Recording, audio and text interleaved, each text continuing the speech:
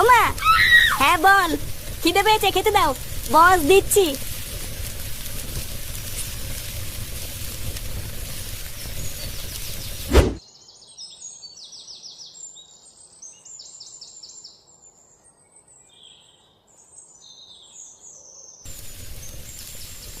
কি ডাল আর আলু সিদ্ধ, এইসব কি রান্না করেছো?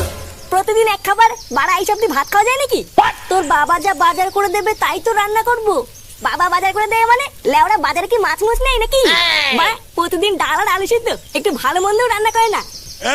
ভালো মন্দ খাবে? লেওড়া ভালো মন্দ খেতে গেলে না সংসারে টাকা দিতে হয়, বুঝলি তো? না হলে অন্তত হাতে হাতে কাজ করে দিতে হয়। বাড়ার বাল বাপের পুঙা মেরে আর কয়দিন খাবি? ছেলেটা খেতে বসেছে, খাওয়ার সময় কি সব বলছো তুমি? আরে ভোদা, তুমি থামো তো। লেওড়া তোমার জন্যই আজকেও এত অধঃপতনে গেছে। দিন রাত গাড়ির ঘাম পায়ে ফেলে কাজ করতে করতে আমার জীবন শেষ হয়ে যাচ্ছে। আর এই আদ্দামরা পাঠা শুধু ঘরে বসে বসে ভালো মন্দ খাবে। বলি, অতই যখন ভালো মন্দ খাওয়ার ইচ্ছা, তখন আমার পুঙা মেরে খাচ্ছিস কেন? যা না যা, আমার গান না মেরে নিজে ইনকাম করে খা গিয়ে। আরে ধরো, বালের ভাত খেতে এসেছি আমি। বাড়া দুটো ভাত খাবো কি, সেই থেকে কানের কাছে ক্যালকাল মারিয়ে যাচ্ছে। বাড়া দুটো কান আলু আর ডাল কিনে দিয়ে বড় বাল হয়ে গেছে। ধরো হুদা, খাবোই না বালের ভাত।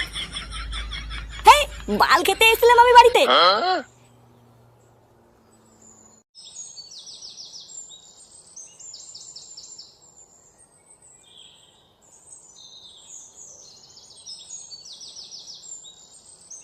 বাড়া দুটো খেতে এসেছিলাম বলে এত কথা বললো?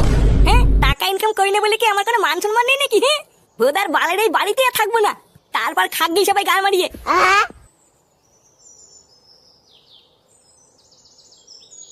হ্যাঁ গো, তুমি ছেলেটাকে এইভাবে উল্টো পাল্টা কথা বললে?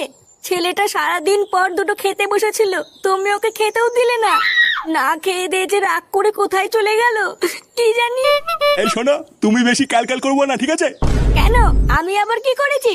আবার বলছো কি করেছি? লেওড়া তোমার জন্যই আজকে ওর এই অবস্থা। তুমি কিছু বলো না বলে আজকে এতবার বেড়েছে। শুয়োরের বাচ্চাটার 1 বছর হয়ে গেল, ওর বিয়ে হয়েছে, একটা ছেলে পর্যন্ত আছে। তাও কাজ বাজ সংসারে কোনো চিন্তাই নেই। কিছু না বলে বলে লাই দিয়ে একেবারে মাথায় তুলে দিয়েছো। এবার ওর যা ব্যবস্থা নেওয়ার আমি নেবো। আর এর জন্য যদি ও ঘর ছেড়ে চলে যায় তাহলে যাবে। কয়দিন খাবি? দিন রাত গাড়ির ঘাম পায়ে ফেলে কাজ করতে করতে আমার জীবন শেষ হয়ে যাচ্ছে।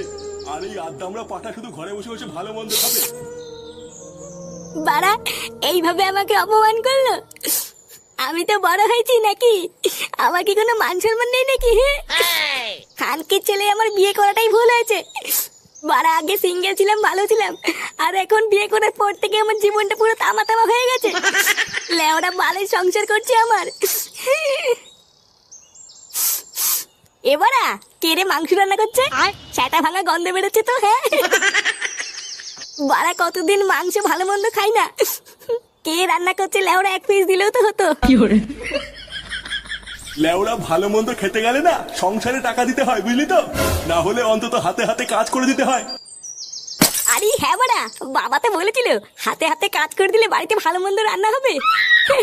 না বাড়া, যাই হাতে হাতে একটু বাড়ি থেকে কাজ করে দিয়ে গিয়ে।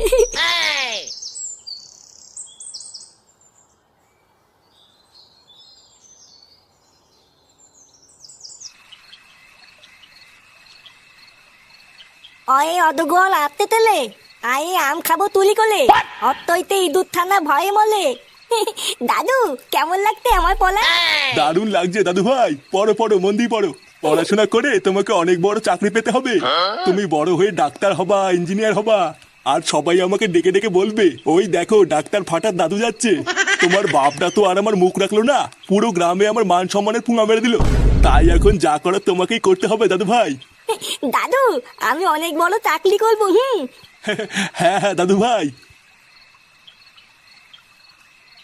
বাবা তুমি কি রাতে রুটি খাবি না ভাত খাবে? ও রুটি করো বৌমা, আজ রাতে আর ভাত ভুত খাবো না। আচ্ছা বাবা, ঠিক আছে। এ কি তুই এখানে?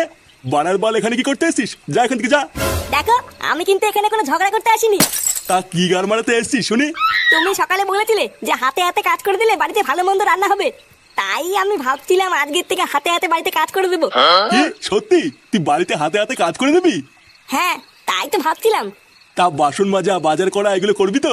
কি বাসনও মাজতে হবে নাকি আমাকে? হ্যাঁ, তাছাড়া আর কি বাল করবি? শুধু বাসনই নয়, ভালো মন্দ খেতে গেলে ঘরও মুছতে হবে। করতে পারলে বল, না হলে বেরো এখান থেকে। হ্যাঁ হ্যাঁ ঠিক আছে তাই করবো। লেওড়া এছাড়া তো আর কোনো রাস্তাও নেই।